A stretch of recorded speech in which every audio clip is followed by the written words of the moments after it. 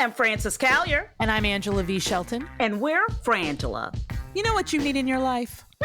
The Final Word podcast. Yes, you do. That's right. It is the final word on all things political and pop cultural. Where we make real news real funny. Where we inspire you so you can #resist. Subscribe and get a new episode of the Final Word podcast each week. It's the news we think you need to hear. That's right. We think you need to hear it. Okay? Yeah, it's what we say so. That's right. And because all we do is give, every Thursday you can listen to our hysterical podcast, Idiot of the Week. We round up the stupid because you know what? Somebody has to. Okay. All we do is give.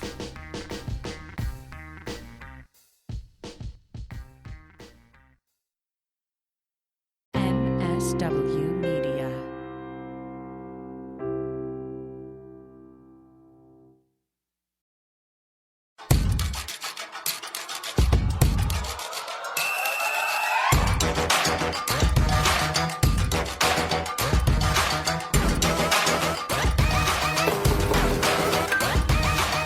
Welcome to the Feminist Buzzkills Live, the show that doesn't think not getting a beer at the World Cup is the worst thing happening in Qatar this month. I'm Moji Elawode L, and I'm joined by my co-host, Marie Khan. Hello. Liz is out exploring someone else's European roots, but to hold up the three-headed hydra, we are joined by none other than the Beyoncé of Abortion Storytelling, We Testify's founder and executive director, and our friend, Renee Bracey Sherman. Hello, Renee. Hi, Marie. Hi, Moji. I'm so excited to be here and to chat with all of you about all things abortion, all day, every day, and some things that are not abortion, but mostly abortion. Oh, definitely always abortion. And we are excited to get into it with you, Renee. Coming up on today's show, we'll be talking to the Puerto Rican-based abortion doula group Las Mingas about the current state of abortion access and their super multifaceted work to support bodily autonomy. Plus, we will be chatting with radical baker and my friend, Becca Rea-Tucker. You know her as the Sweet Feminist, and she's going to talk to us about baking and feelings and abortion. And emotion. But first, the anti-abortion movement, you may or may not be aware, overturned Roe in June. And it turns out when looking at the numbers from states that allow abortion and states that have banned abortion, overall, the numbers of abortion reported is 6%. 6%. That's how much fat I want in my milk, just in case anybody wants to know. That's what, vitamin F? That's like super extra. That's whipping cream. And it turns out also Republicans have no plans to deal with one of the main problems people don't want to continue having children, which is the skyrocketing costs of childcare, skyrocketing costs of healthcare, lack of accessibility to basic freaking healthcare, and all the other things that people would need to raise families in healthy environments. They don't. Not a single plan. Wow. Shocking. I know. I mean, you realize I was reading about Medicaid expansion and I was like, oh, all these states that banned abortion are also states that fight against Medicaid expansion. It's almost like they don't have causation, a plan. Correlation. What? What a concept. Wild.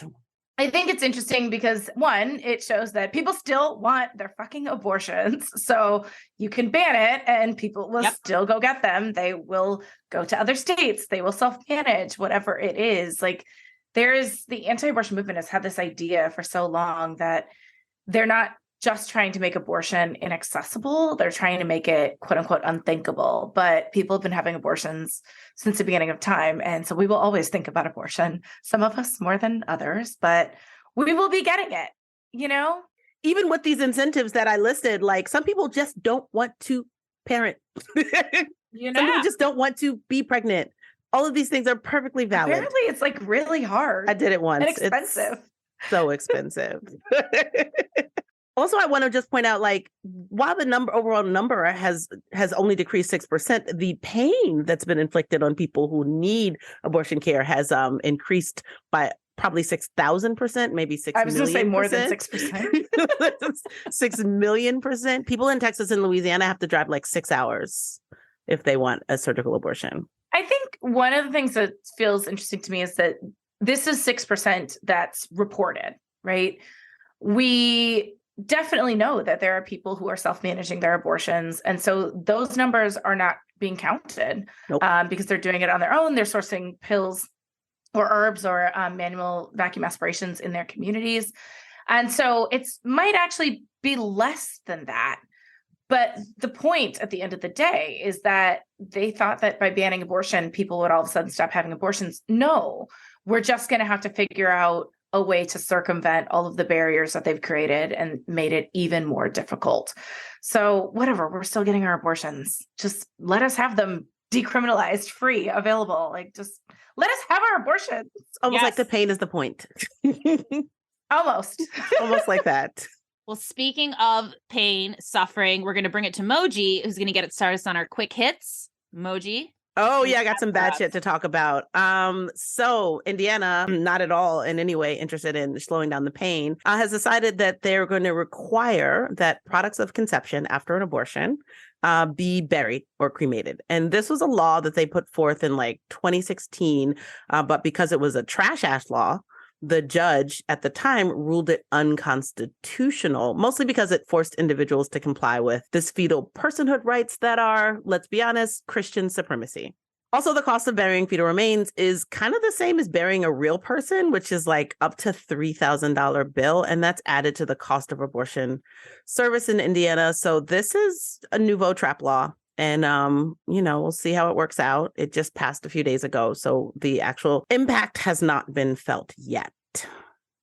I mean, I want to get back to that point where you said that it's Christian supremacy, right? Because it's trying to force people to observe funeral rites that are specifically, burial rites are specifically ingrained in Christian faith that some people don't adhere to or other religions don't want to participate in. And it also makes it really difficult for people of other faiths to practice what they want to do, right? I recently learned from the folks, Rachel over at Indigenous Women Rising, that Navajo folks sometimes ask for the products of conceptions after their abortion as part of a ceremony, right? So Indigenous Women Rising helps them pay for the cost of the funeral home receiving the remains, and then a medicine woman taking the remains, and then they can do a ceremony with the person who had an abortion, which I think is really beautiful, right? But again, states stepping in and saying, this is what you have to do with it, enforces this like white Christian nationalism of that we have to practice Christianity or any religion in the way that they want. And it's whatever, it's trash. It's trash. It's basically trash. I got some more trash. Georgia was doing all right for about 20 minutes, but the Georgia Supreme Court has reinstated their fetal cardiac activity ban as it winds through the court. So it's not decided, but the Georgia Supreme Court said, while we think about it, let's just stop abortions once people can hear a thing on a sonogram. So we celebrated, what was it, 2 weeks? So that sucks. And this whiplash is fucking, it's like hour to hour sometimes. You know what I mean? It like really is. Hour to hour. Abortion, who knows? Who knows? The back and forth is just so exhausting for patients, for providers. So whatever. Fuck that. But one of the perks of guest hosting is that I get to bring in the good quick hits. Somebody has to. So let's start with some positive news out of Kansas. As listeners may know, states have moved to ban telemedicine use of abortion during the pandemic and ahead of the Roe overturn, right? Some of those states included Kansas. But this week, a judge in Topeka blocked enforcement of Kansas's ban on the method. So our hope is that clinics in Kansas, including Trust Women in Wichita, who brought the suit, will be able to offer telemedicine abortions very, very soon, which, as you know, is super critical for Indigenous folks, disabled folks, folks living in rural communities, or literally anyone who can't get sick days or get time off of work, people with kids. I don't know, maybe the railroad workers who can't seem to get some sick days off. Yeah. Any days. Any days off. The poor railroad workers who need abortions right now. You just can't get it. I will say, though, a tiny bit of bad news that's tied to all of this is that our very, very irritating enemies at Alliance Defending Freedom are setting up shop in Arizona, basically claiming, according to their Christian values and like no data anywhere in science, that medication abortion is unsafe. And they're asking a court there to ban it for the entire United States and trying to keep the FDA from allowing its use. So anyway, but enough of that, like bad news. Let's go back to the good news. I'm like, we've had medication abortion for like 20 years in this country. 20 years. I know, like you would think. Anyway, I do think one thing we should talk about that's good is that in this tiny 500-person town of Princeburg, Minnesota, they proposed an ordinance that would allow residents to file civil lawsuits against abortion providers, kind of like the Texas law. But the Attorney General of Minnesota heard about this and sent them a very kindly worded letter reminding the mayor of Princeburg that they have no such authority and what they're proposing would be unconstitutional. So, see them in court. So I'm glad that Minnesota is being real Minnesota nice about it and protecting abortion access. But the last bit of good news that I think everyone should think about or know about comes from our friends at the National Institute for Reproductive Health, in which they found that in the 3 months after Roe was overturned, 17 states and at least 24 municipalities passed laws or issued orders to protect or increase abortion access. And that's cities like Atlanta, which approved $300,000 in funding to access reproductive care Southeast, the abortion fund there. Pittsburgh banned the bullshit ads for crisis pregnancy centers, and then cities throughout the South declared that they would make abortion prosecutions the lowest priority for police. Fuck the police, ACAB. But I hope that everyone will check out the National Institute of Reproductive Health's report on their website, or in The Nation, Amy Littlefield has a really great write-up. So definitely check that out. And I will round us out with a general what the fuck is happening in this country category. First, we're going to visit North Dakota, whose abortion ban just got court time this week. So when Roe ended and this trigger ban started, the state's only clinic sued, moved across the border to Moorhead, Minnesota, to continue to provide care. And what makes this ban especially complex, and when Lizz was here last week, her and Moji and I talked about this, is that it allows abortion if the life of the pregnant person is in danger. But the burden of proving that is on the doctor through an affirmative defense, which this makes it so hard for folks to feel confident and able to provide care. Right now, the ban is enjoined, so it means it's not active, and we're waiting to see what the North Dakota Supreme Court is going to do next. And what we are seeing out of Texas now is that doctors are documenting the harm Texas's SB 8 and SB 4 abortion bans have had on their ability to deliver quality and timely care to pregnant people, specifically those who are before 22 weeks and develop severe pregnancy complications. 28 pregnant people were studied, and it took them an average of 9 days for their pregnancies to devolve to the point that under Texas law, they could get medical care. One of them needed a hysterectomy, and a full third of these folks had to be hospitalized, receive surgery, or stay in the ICU. And you know what could have minimized all of that harm? Timely abortion care. Yep.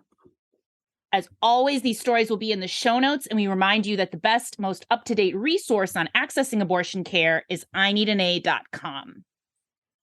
So, deep breaths. Now that we've got you sufficiently briefed on major news, it's time to start digging into the bullshit and show the hypocrisy and tactics of forced birthers. Mojers, what do you got for us?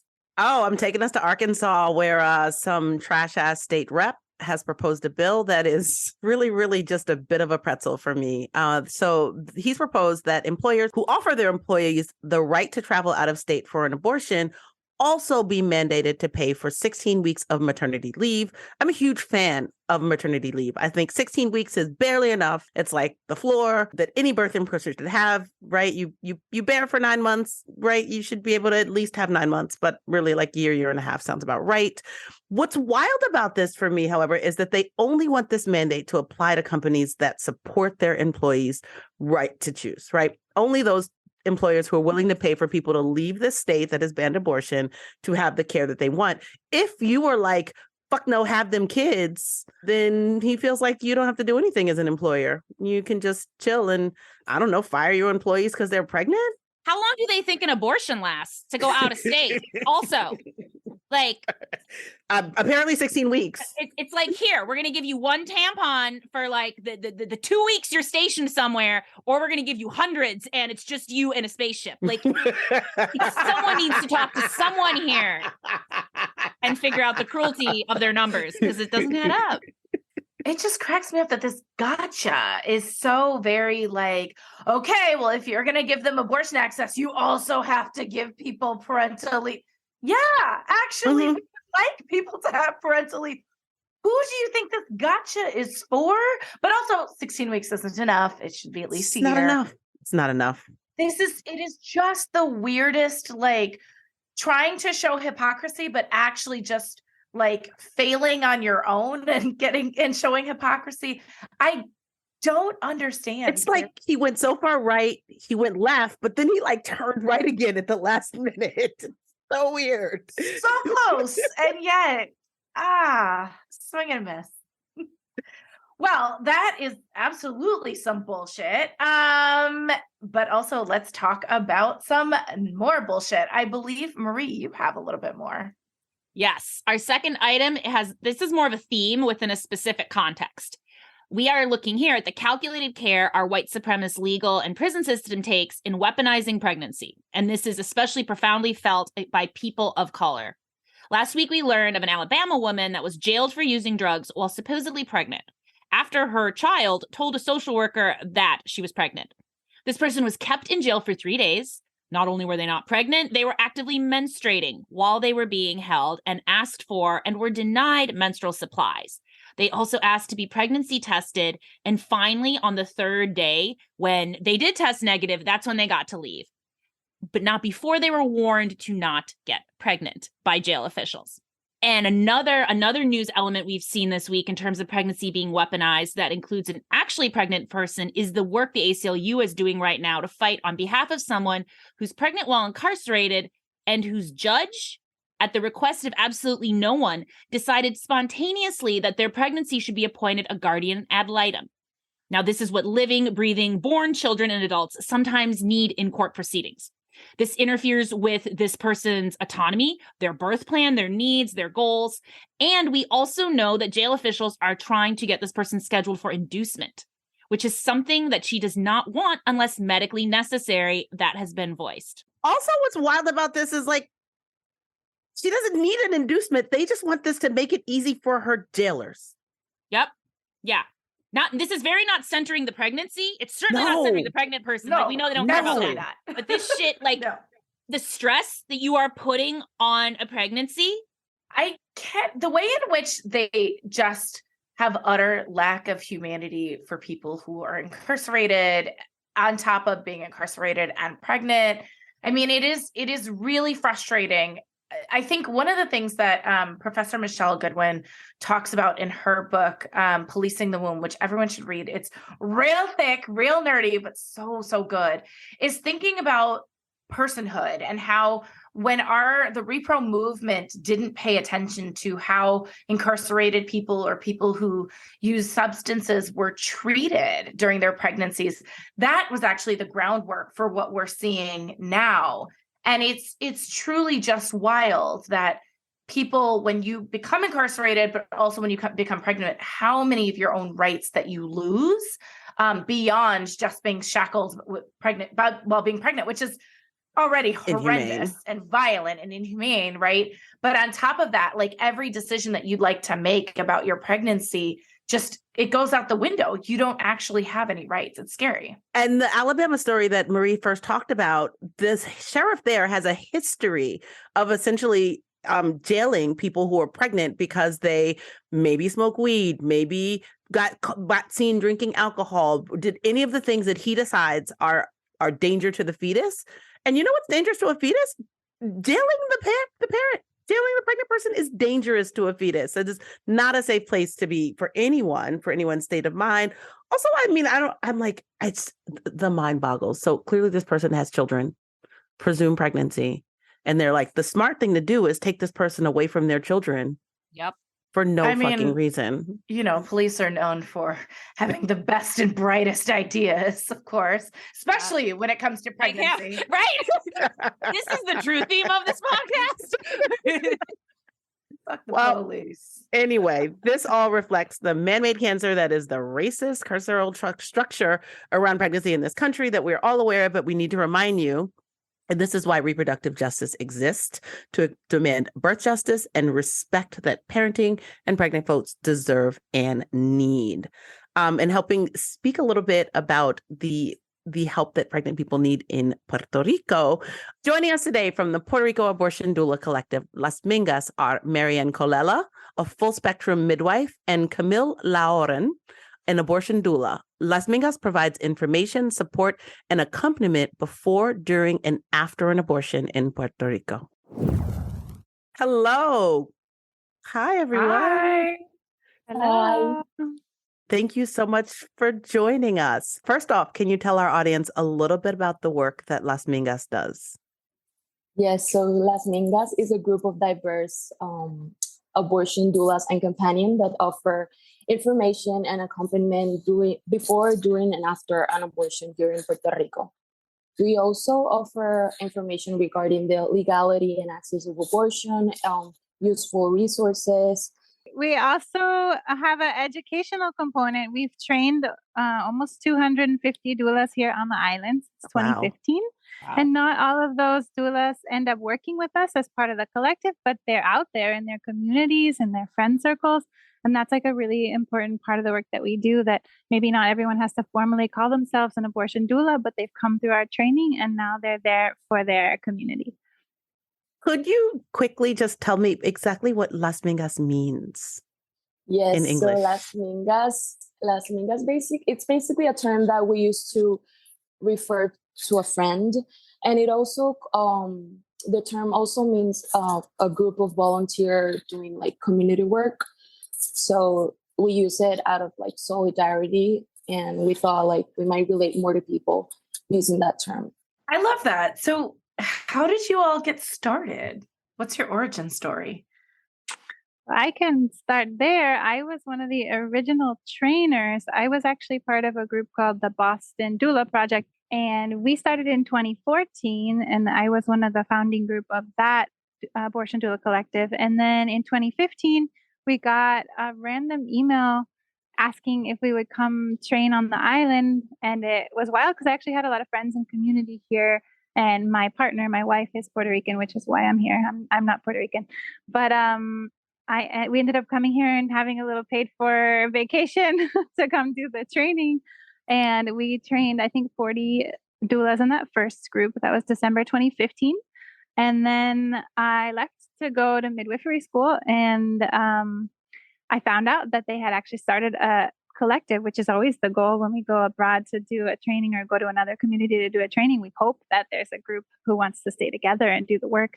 So I was really thrilled to hear that happened. And then I graduated from midwifery school and came back and was able to join the collective, which was already up and running. It used to be called the Pro-Choice Accompaniment Collective, which was a mouthful. It's a lot of words. And especially in Spanish too, it's even longer, where it's more syllables. And they didn't have a high volume of clients or participants, you might say. When I came in, there were some internal dynamics that were rough. And then at the start of the pandemic, we sort of disbanded and kind of rebranded and changed the name and the logo, and some people left and new people came in, and we had our first virtual training in 2020 in the middle of the start of the pandemic. And I think in June, we trained 40 people. We were skeptical about a virtual doula training, but it actually went very well. We were able to make some beautiful videos of some of the more hands-on techniques. And then we've had this past summer, we did a second virtual training. And as I said before, we've trained almost 250 abortion doulas here in Puerto Rico. And we have currently 26 active Mingas in the collective. That is amazing. I mean, truly fascinating, wonderful work. And I started out as an abortion doula as well. And I think it's just life-changing work. Can I ask, because in learning about what you all do, part of your programmatic work includes funding the cost of an abortion through your abortion fund, Pote Solidario. So talk about your work in that area as well. Yes. So one of the biggest obstacles here in Puerto Rico is that there are only 4 clinics, and they're all up in the north, and no medical insurance covers an abortion. So the El Pote Solidario, or the Solidarity Pot, helps us fund those things like transportation, childcare, food, lodging, labs, meds, or even the abortion process. So we've been raising funds just to help out people get whatever they need to get to be able to assist to the clinic. I'm really glad that we talked about the abortion fund and mentioned that, because that's a cost that faces people in so many other places. So for anyone listening, cost is always a basic barrier for folks.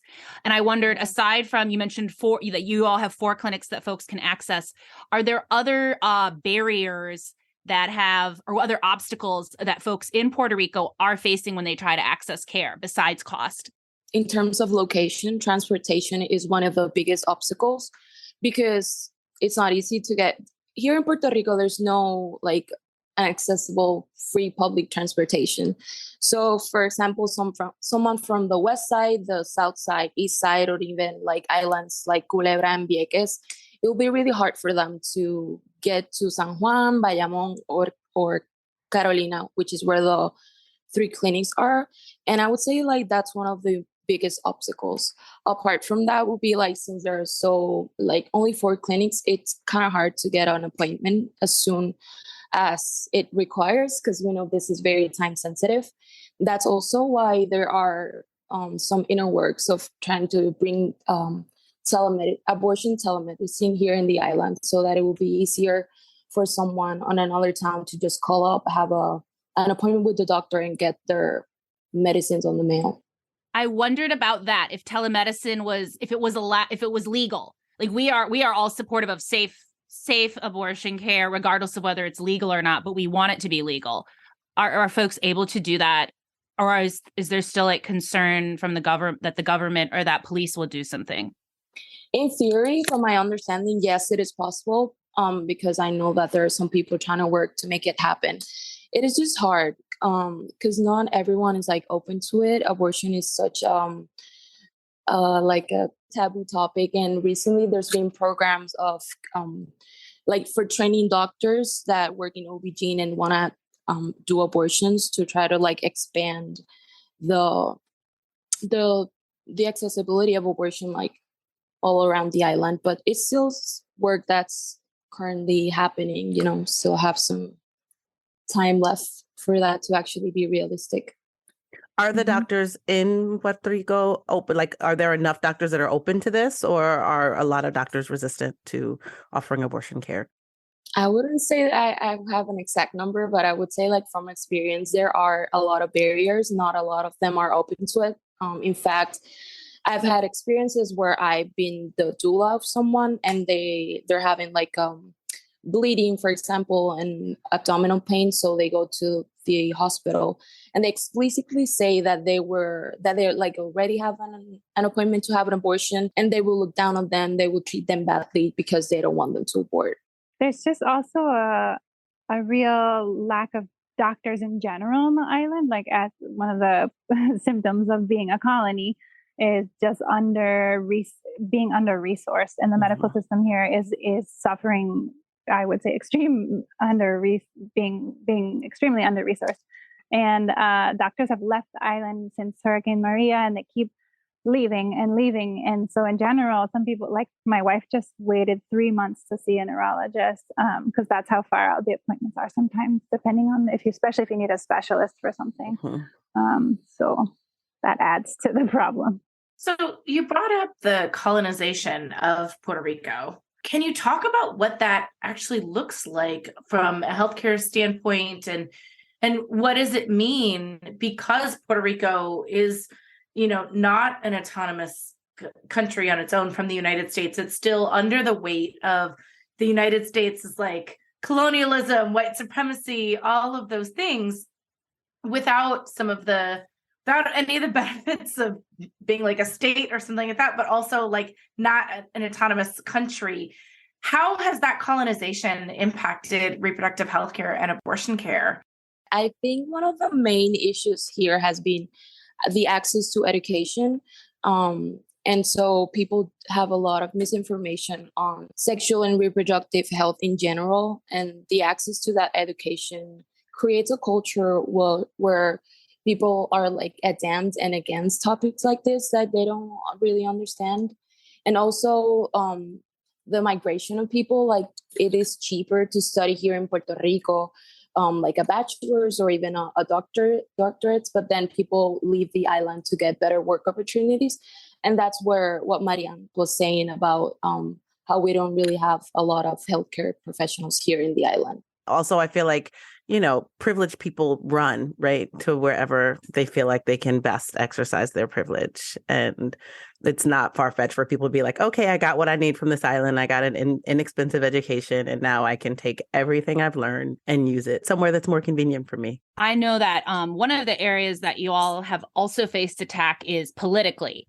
That there's been more anti-abortion legislation and proposals and just talk than Puerto Rico has had to deal with before. And I feel like maybe a lot of that's imported or a lot of that influence is pushed in.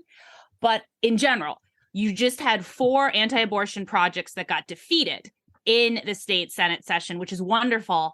And we wondered if you could talk about what those would have done, the harm they would have done, and how you all mobilized within Las Mingas, within your smaller insular communities to fight them. Yes. So I would say that Puerto Rico is a very conservative place, and there has been a lot of fundamentalists right now that got up in the government, in the Senate, and they're super anti-abortion. We call them anti-rights because it's not only about abortions, it's about our rights to choose for ourselves and for our bodies. And so these people kind of wanted to copy what's been happening over there in the US. Like, for example, the Texas ban, the first one, the heartbeat ban. They try to copy that. They try to also copy, I think it was in Alabama that they tried to make it illegal. And not only illegal, but like if a woman or a person had an abortion, they would get like 99 years in jail. They also try to copy a project like that. And another one was like limiting the weeks of gestation. Right now in Puerto Rico, the laws are very broad in terms of abortion. There is no legal time limit to get an abortion here in Puerto Rico. And so they were trying to limit that, to make it only up to 22 weeks, if I'm not mistaken. And abortions after the second and third semester are usually medical abortions that need to be done because either the life of the person that's pregnant or the fetus is not viable. So they were just trying to limit all of that. But thankfully, there's a lot of feminist groups over here, pro-abortion, that we've been working for years to try to keep our legal status here right now. As for Las Mingas, we created a memorandum, I think it's called, just like explaining all of our experiences, accompanying people, and what would it mean for them to not have the access that they have right now. It is already inaccessible to get an abortion here in Puerto Rico, so that would just limit it even bigger. And there were also like where they call like experts up at, on the court, and they just like have to talk about the topic. Oh yeah, like a friend of the court. Yeah. Yes. Yeah. So a lot of other feminist groups and just like organizations, they went up on the court and like explained with hard science, evidence-based facts, how dangerous it will be to limit abortion. I remember at one point, one of the anti-choice people was suggesting that the 22-week limit, that a good solution would be to just induce premature birth for those people, that they could just have their babies at 22 weeks. And we had to like just get doctors to be like, actually, that's not a viable, like having a baby at 22 weeks, like not even the world's best NICUs could guarantee that baby would survive. Like at 24 weeks, it's already a stretch. So it was just really not based in any medical evidence. They don't like facts. Yeah. They don't. Facts, reality, I don't know, humanity towards other people. It's wild.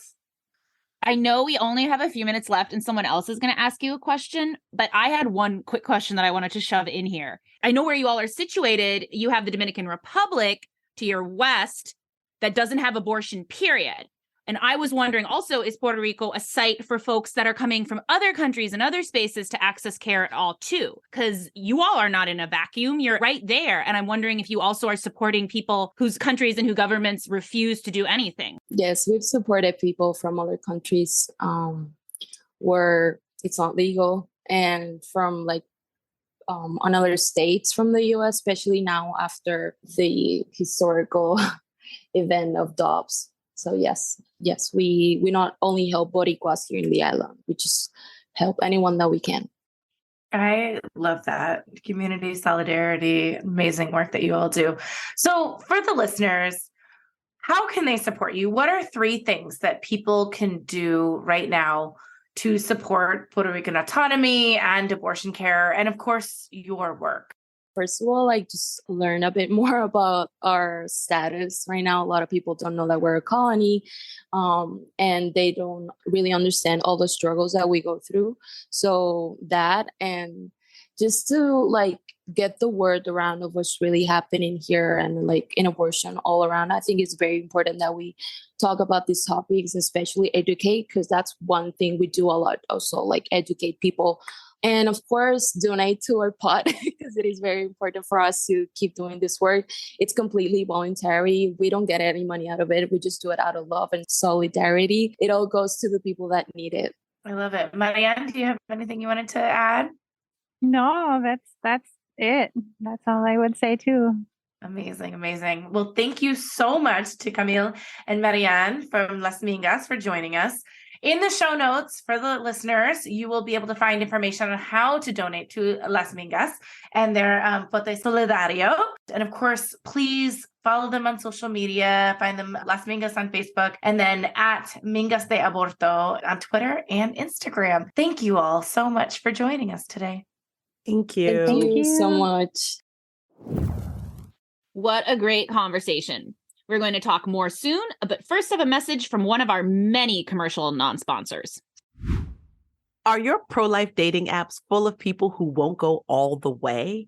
And by all the way, of course, I mean people who will only go to third base on banning abortion. How many times have you been swiping right, talking, thinking they're really into you, and when you finally go to finish the deal with jail the doctors, jail the patients, they're all like, whoa, wait a minute, you're moving too fast. They shock block you with, what about ectopic pregnancies? Or pregnancy won't survive outside the womb. It is the worst. And it ain't what you're looking for in a Mr. or Miss alt-right. Am I right? To find your soulmate, get off your Christian mingles and your evangelical evermores and sign up for Unhinged. With Unhinged, you'll connect with pro-life singles who share your values with no room for debate. When you say jail them, they say for life. There is nothing more pro-life than that. With Unhinged, there is no more wasting time with wannabe life of the mother pro-lifers when you could be with the pro-life man or vessel of your dreams. Sign up now with the promo code PROLIFE, not your life, and get 20% off your destiny to find the perfect match. Unhinged. One app, 2 genders, no exceptions. It's not enough to mingle with Christians. Make sure they're unhinged. We really do have the best sponsors on this show. Sorry. I need you to know, I'm so glad I didn't do that because I was reading that with the capital D as unhinged D, like as in like messy dick. Like, do you want some unhinged dick? Here it is. That sounds like a lot more fun, if I'm honest. I was like, do you want some unhinged dick? Here,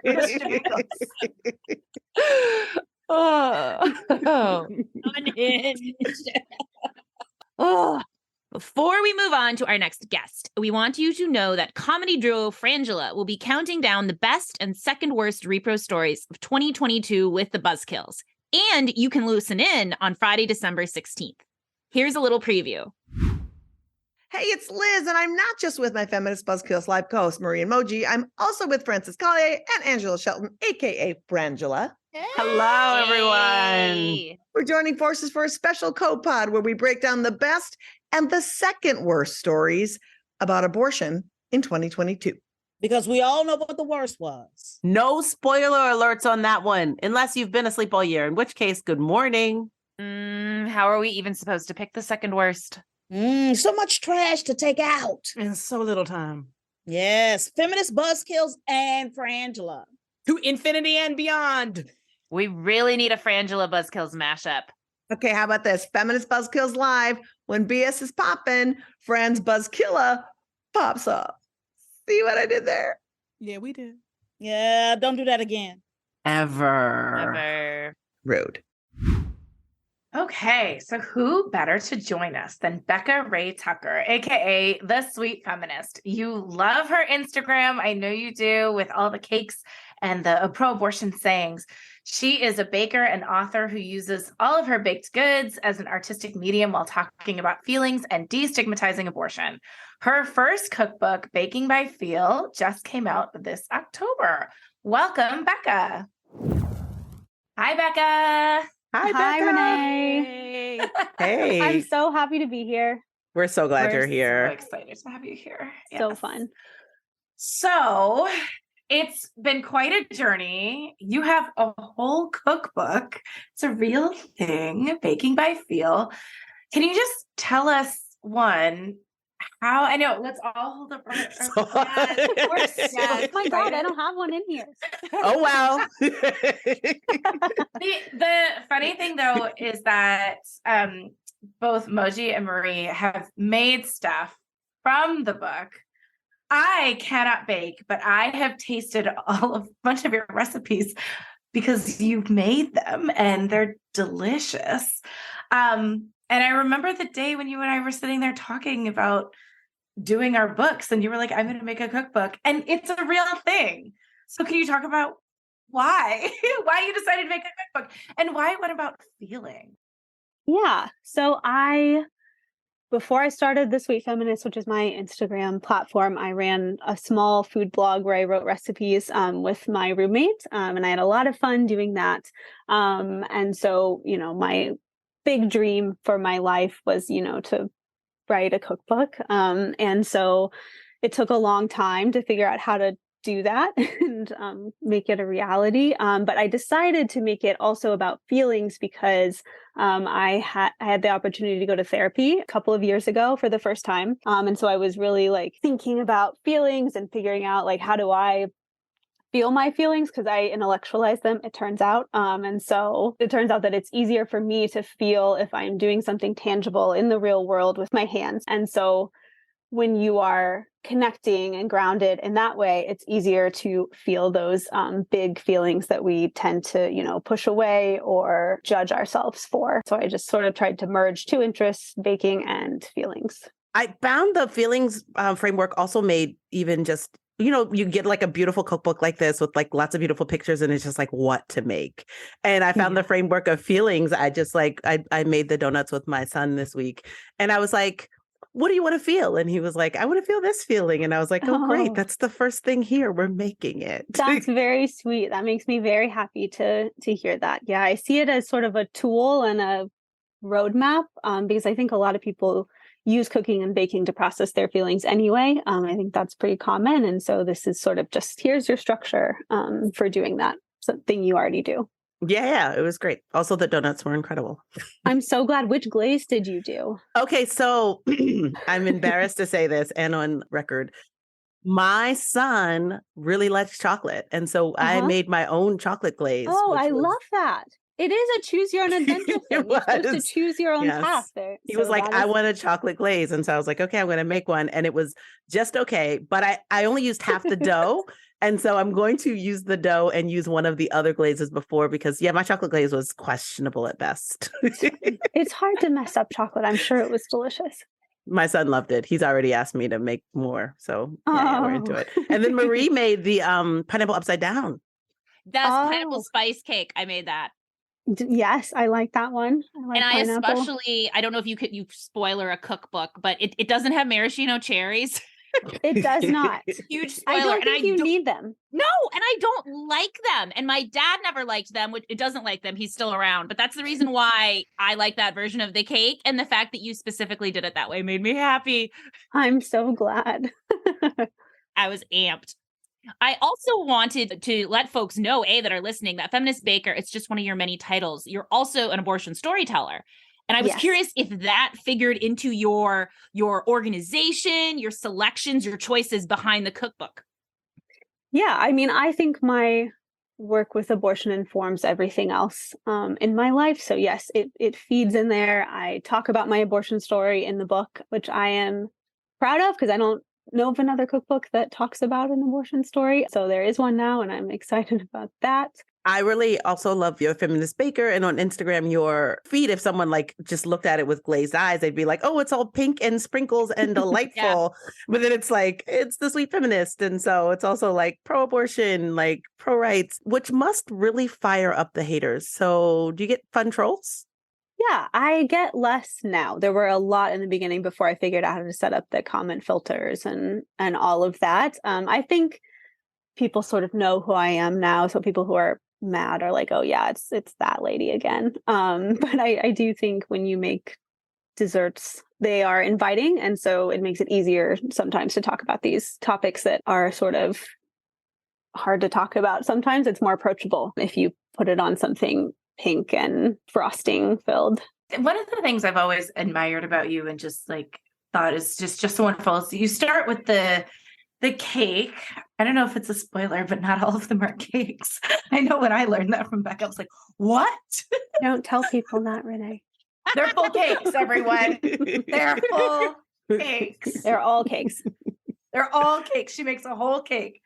But you use that design to talk about issues that might make people feel uncomfortable or educate them, right? And then you've also used you have conversations in the comments to really educate people. And I remember there was one in particular when you said, about canceling rent, and everyone freaked out on behalf of the landlords who need advocacy, apparently. But this is a time of year in which a lot of people are with their families. They're having intergenerational conversations about social justice issues and politics and what's happening. They're also baking, making pies and all sorts of favorite goodies.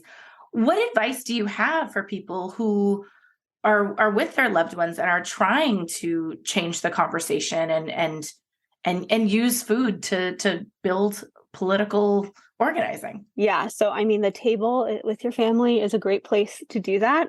Something that I think is really important is taking an inventory of the language you're using to talk about abortion and people who have abortions, and see if it aligns with what you want to be saying, and sort of lead by example in those conversations with your family and friends around you. So, I've made the transition from saying pro-choice to pro-abortion. And so on my Sweet Feminist page, I'm talking to people about, I used to say pro-choice and I don't anymore, and here's exactly why. And here's an answer to your question about your concern about this. And so I try to, provide an answer to questions that people might have so they can take that into those conversations with them.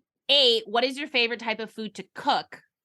No, and I wanted to recognize that cooking and baking are two different things, which Moji highlighted to me earlier, which I wanted to acknowledge. But yeah, what are your other culinary areas of exploration?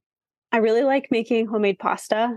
It's just been a personal project of mine for the past, 5-10 years. And I don't know. I don't know if I've perfected it yet, but I try it. It's a good stress reliever too, because it takes muscle and time to, knead the pasta dough. You have to knead it for 10 minutes straight. So you really can't be doing anything else during that time. And so it's sort of a meditative process for me. I don't know. I'm Midwestern. I like making casseroles. That's like a home. Oh, where are you from in the Midwest? For me. I'm from Kansas City. Oh, nice. The Missouri side or the Kansas side? Both, but mostly on the Kansas side. Okay. Mm-hmm. Maria and I were having a long casserole conversation just a few days ago. Oh my God, about what kinds? It's so specifically about one with tater tots and cheesy, gooey stuff. It's almost like a mac and cheese with tater tots. Yeah. And I was like, I feel like I had it in Minnesota and they called it a hot dish. A hot dish. Yeah. I was going to say that's a Minnesota. Yeah. Mm-hmm. Yeah. And I was like, I don't know why the name was, because then I think someone else who was from Michigan was with us and she was like, I really love a green bean casserole. And I was like, I do not. Yes. No, you want a green bean person? I make a hash brown casserole. Well, also hot dish, they sometimes will put like cornflakes and other random shit on top. Oh yeah. You just gotta put butter on the cornflakes. If you put the butter on the cornflakes first, that's much better. That's your answer to everything. It is. Butter. Butter's the answer, always. Oh my gosh. I was raised not eating butter, and I think I discovered butter in my 20s, and I was like, life changed. Life changed. Butter's like the best thing. Never good. look back. Butter is fantastic. So good. I want to ask, so you put the cookbook out, right? And I think people are so used to knowing you on Instagram, and then this is such a different medium for people to get to know you. I know you've been on your book tour. I saw you at the one in DC, and you cooked with people, which is so exciting. Can you talk about what it's been like to meet people IRL and bond and honestly organize, do progressive abortion organizing over food? Yeah, it's really incredible to meet people in real life, because Sweet Feminist is a digital platform. It's really just me on my phone most of the time. And so it is energizing to meet those people in real life. Yeah, I did an event at Bold Fork Books in DC that Renee came and filmed for me. So I have content for my reel that I still need to make. But yeah, we raised money for DC Abortion Fund at the same time as we were talking about my book, and we were making cookie mixes to take home and bake. And I think sometimes people want those things to be separate, like, oh, you're a baker, you need to stay in that lane, or oh, you talk about abortion and you need to stay in that lane. But there's a lot of overlap with people that are interested in both. So I am trying to represent that overlap and make it more normal to do both of those things. And I would say with the book, like, it's a growing thing for me. And I think it's okay to grow and evolve. And people might know me as this, but I can also do this other thing. And I'm just trying to move forward in the path that feels, true to me. I actually have a really specific question about how the feelings are organized in the book. How did you choose to mix a recipe with a feeling? Like, what was the impetus for making the decisions that you did make about why each recipe fell under the umbrella it did? Sure. So sometimes it's like a vibe thing. So with lemon, that's a very bright, happy flavor. Sometimes it's about the process. So boredom is paired with this complicated pastry recipe that forces you to really be in the moment and do this activity. And yeah, so it's not there are several different ways how that could happen. But my black pepper snowballs, they're paired with vengeful because you're mixing the dough entirely by hand. You're not using a spoon. You're not using a mixer. You're getting in there with your hands, sort of channeling that vengefulness through something physical. And then also there's powdered sugar flinging everywhere. It's very dramatic. It's just a fit. So yeah, there are a few different ways. I love that picture you just created. Sugar flinging everywhere, and that's how it is. I mean, that's the real thing in your kitchen. That's what it looks like. It's true, because actually, as you started talking, I was like, oh yeah, the donuts were an adventure. Yeah, they are. Donuts are hard and complex, so. It is until it isn't. The last bit is just I think one batch I walked away for a minute and I was like, and now they're black. Gotta be on it, even 1 second away. That's amazing. So talk to us about what's next for you and the Sweet Feminist and baking by feel, all the things. Yeah. So right now I'm in the midst of my holiday shop prep. So I am making my little ornaments that look like cakes. The ornaments are back. I figured out a new way to do it that is much better. So that's good. So I have pro-abortion ornaments and all feelings are okay ornaments that are going out this year. And I don't know, what's next is that I want to pitch another book, or I've started writing another book. I'm pitching it right now because I really enjoyed that process. And then also just continuing to support people who have abortions and do that work. And, I'll do that till I die. I don't know about the recipe thing. The pro-abortion thing I'll do till I die. We'll see. Other than that, I feel like pro-abortion never stops. It doesn't stop. It doesn't. You got to stay with it forever. People will need abortions forever. We got to do this work forever. Yep. Becca, thank you so much for joining us. Thank you. This was so wonderful. I'm so glad that I met you all. And we didn't know Renee was one of your best friends before. Oh, sorry. You told us. So that was so great. So it's also incredible that we had both of you together. I know. What a great day. Follow Becca Rea-Tucker at The Sweet Feminist on Instagram and buy her cookbook, Baking by Feel.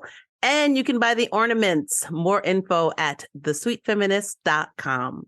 Thank you. And that is our show. Thank you again so much to Camille and Maryann from Las Mingas for joining us. In our show notes, you can find information on how to donate to their Pote Solidario Abortion Fund. You can follow Las Mingas on Facebook and on Instagram and Twitter at Mingas de Aborto. Thanks so much for listening. We are here for you as we navigate these dark days. We want to be a reliable info hub and a source of humor as we face some really hard times ahead. We're in this together. We got you. Subscribe. Write us a review, give us 5 stars. It's the best way for our podcast to reach more people, and by doing so, you are helping more people learn about this assault on abortion access. To keep up on all the latest repro news, follow us on social at Abortion Front, on Twitter, Instagram, Facebook, TikTok, and YouTube. FBK Live is edited by Remy De Tournay and is produced by Abortion Access Front. Looking for where you might fit in some abortion activism? Look no further than our 5-part training series, Operation Save Abortion, available in video and podcast form. Gather friends, watch or listen together, and follow the activity guide for the full experience. Details on the series are at operationsaveabortion.com. And make sure you check out the activist calendar as well, which is chock full of local and national actions and educational opportunities. Looking for some other action, like be a part of the solution action? There are independent abortion clinics, funds, and clinic escort groups who need your help this holiday season. Check out the link in the show notes to buy items from their wish list so they can help patients access care and feel safe and supported. Then send the link to your friends and encourage them to join you in spreading the holiday cheer. And if you are in the Twin Cities area December 30th and 31st, make sure you catch Lizz's annual end-of-year show at the Parkway Theater. This is the 13th year Lizz has returned to the Twin Cities to hilariously roast the year that was, and this will not disappoint. Tickets are available at theparkwaytheater.com. Next week, the Buzzkills will be joined by my dear friend and abortion storyteller, Melissa Madera, the founder of the Abortion Diary podcast, board member at Inroads, and special projects consultant with Plan C Pills, plus author, educator, and creator of Smarter in Seconds, Blair Imani. And lastly, join our Patreon. You'll support great content, get cool FBK merch and experiences. All pledges support this pod and all of our activism at Abortion Access Front. Pledge at patreon.com/feminist buzzkills. And if you want to support We Testify, you can always make a donation to wetestify.org/donate.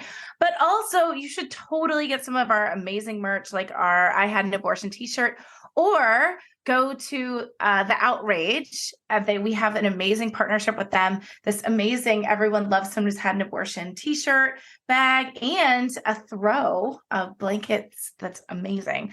So check us out and follow us on social media. We're at Abortion Stories on Twitter and at We Testify on Facebook and Instagram. And of course, you can find me on Twitter, my full name. I'm usually doing some bullshit over there.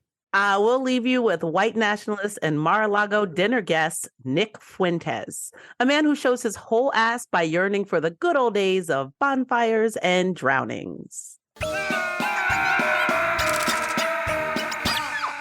And women are out there naked and they're killing babies and they're getting to be 300 pounds and they get in your face and we can't do anything about it. You can't hit these people. You can't punch them. They don't arrest them. And basically they're taking over the culture on social media. I said, what happened to the good old days 1,000 years ago when people like this, instead of arguing with them or saying, hey, listen, darling, everything's okay, they would dunk them in the river or burn them alive. Feminist Buzzkills Live, the podcast from Abortion Access Front. When BS is poppin', we pop off. New episodes drop Friday. If you want to support our podcast and all the work of Abortion Access Front, like, subscribe, and join our Patreon at patreon.com/feministbuzzkills.